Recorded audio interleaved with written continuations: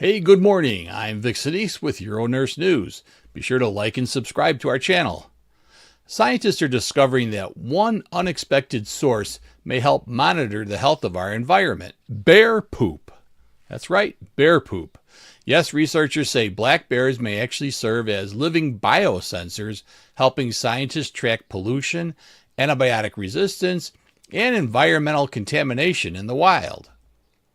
A new study led by ecologists in North Carolina examined the gut microbes found in wild black bears harvested by hunters in eastern North Carolina. Now, researchers analyzed intestinal samples from 48 black bears, scientifically known as the American black bear, using advanced DNA sequencing technology to identify what microbes were living inside their digestive system. And what they found was both expected and surprising. The most common microbe detected was Clostridium sensu stricto 1, a bacterial group associated with obesity in humans. Now, normally, obesity is viewed as a health concern for people, but for bears, it's actually beneficial. Study author Aaron McKinney explained that bears need to gain as much body fat as possible before winter hibernation, so microbes that help store fat may actually improve a bear's survival.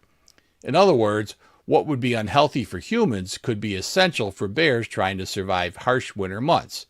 But the researchers also uncovered something more concerning.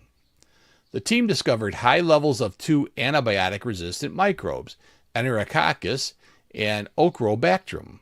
These bacteria are known for resisting antibiotic treatment and may signal environmental contamination from human antibiotic use. And that's where the study becomes especially important for public health. Wild black bears are not routinely treated with antibiotics. So if these resistant bacteria are showing up in their digestive system, scientists believe the microbes are likely entering the environment through contaminated food sources, water, or waste exposure. Now, researchers say bears may unknowingly spread these resistant microbes through their feces, potentially exposing other wildlife in the ecosystem. Study author McKinney noted that bears have relatively simple digestive system. Food passes through quickly, meaning microbes consumed in the environment can move through the gut and be redistributed into nature. That makes bears surprisingly effective environmental monitors. Co-author Diana Lafferty described black bears as living biosensors because of their feeding habits and digestive biology. Black bears are opportunistic feeders.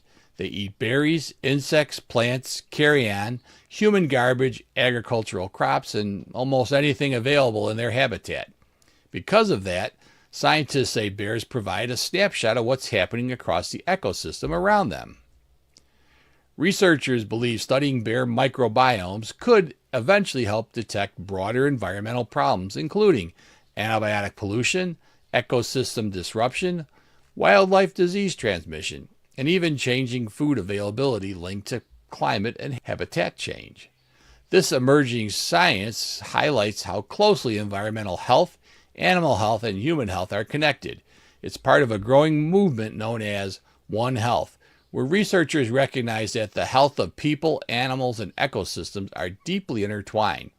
And sometimes the clues come from very unexpected places, including bear poop. Well, for UroNurse, I'm Vic Senese. Now, tomorrow on UroNurse News, what does the latest research reveal about how people in long-distance relationships manage sexual well-being and emotional stress? In this upcoming episode, I break down a systematic review exploring masturbation as both a sexual outlet and psychological coping strategy in long-distance relationships. We'll look at what the science actually says about intimacy when partners are apart, coping with stress and separation, sexual health and relationship satisfaction, evidence-based findings from recent research. It's a thoughtful, clinical look at a topic that is often talked about but rarely examined through a nursing and research lens. So don't miss it tomorrow on UroNurse News. Join us every Monday through Friday at 9 a.m. Central Time. UroNurse, where the experts meet. Online learning, practical and sweet. Every Saturday, 9 a.m. Central Time. YouTube, Facebook, X, and LinkedIn. Online.